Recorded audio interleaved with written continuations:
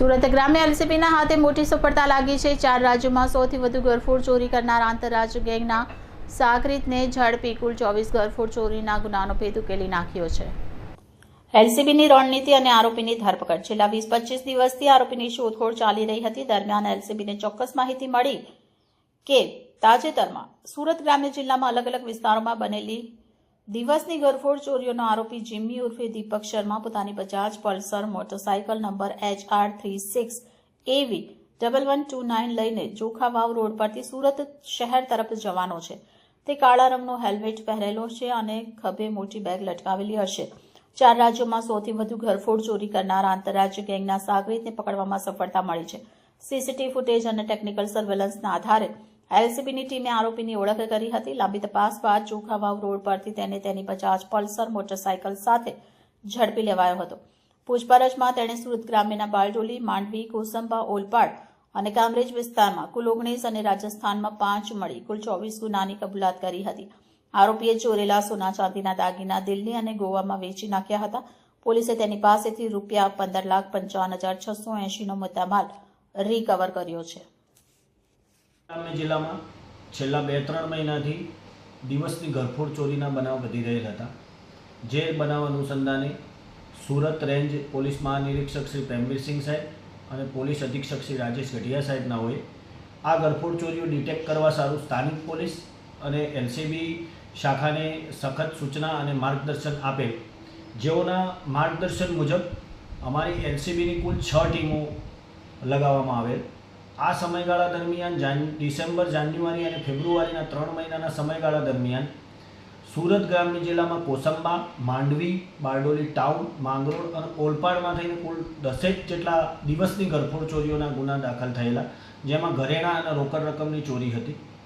જે ગરફોડ ચોરીઓ ડિટેક્ટ કરવા સારું એલસીબીની 6 ટીમો બનાવી, જેમાં પીએસઆઈ AN ચૌહાણ, પીએસઆઈ મસાણી અને પીએસઆઈ JN પટેલ ના માર્ગદર્શન હેઠળ અલગ અલગ ટીમોએ ટેકનિકલ અને હ્યુમન રિસોર્સિસ દ્વારા જાણકારી મળેલ કે એક રીઢો આરોપી જે અગાઉ 70 થી 75 ગરફોડ ચોરીઓમાં પકડાયેલો છે અલગ અલગ રાજ્યોમાં, રાજસ્થાન, હરિયાણા, મહારાષ્ટ્ર, ગુજરાતના પણ તાપી, ભરૂચ, વલસાડ, સુરત ગ્રામ્યમાં પણ અગાઉ પકડાયેલો છે। એવો જીમ્મી ઉર્ફે દીપક બિપિન શર્મા જે પહેલાં કિમ ખાતે રહેતા હતા, જે અત્યારે નંદુરબાર ખાતે રહેતા હતા, જેઓને ટ્રેસ આઉટ કરવા માટે એલસીબીની ટીમે લાસ્ટ 1.5 મહિનાથી અલગ અલગ હ્યુમન રિસોર્સિસ અને ટેકનિકલ સર્વેલન્સના આધારે તપાસ કરતા આ જીમ્મી ઉર્ફે દીપક શર્માનાઓ રાજપીપળાના આજુબાજુથી મળી આવે,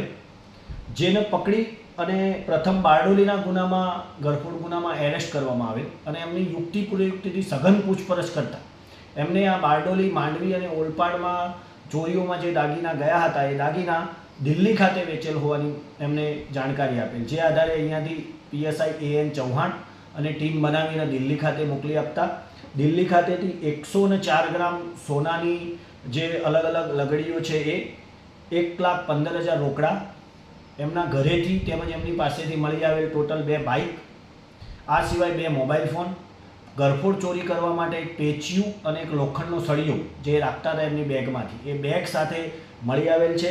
આમ ટોટલ 18,82,630 રૂપિયાનો મુદ્દામાલ રિકવર કરવામાં આવેલો છે।